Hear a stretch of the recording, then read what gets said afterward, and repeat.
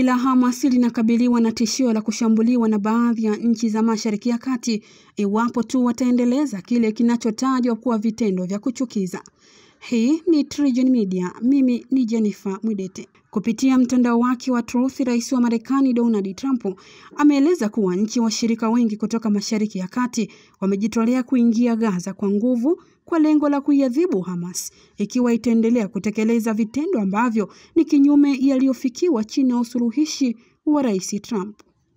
Rais Trump amesema kuwa ameziambia nchi hizi na Israeli kwamba hatua hiyo ya Hamas kukaidi bado haijafika, kwamba bado kuna matumaini ya Hamas kufuatia makubaliano.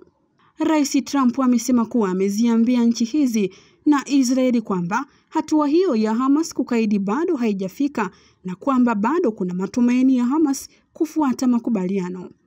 Usitishaji vita huko Gaza kati ya Israeli na Hamas ulianza kutekelezwa takriban siku 12 zilizopita, ikiwa ni ufanisi wa jitihada za Rais Trump dhidi ya vita hiyo. Matokeo ya makubaliano hayo yameanza kuzaa matunda, kwani tangu Oktoba 10 hadi sasa mateka 20 hai wa Israeli wamerudishwa kwa mabadilishano ya wafungwa 2,000 wa Kipalestina na wale waliokuwa wamefungwa kwenye magereza ya Israeli.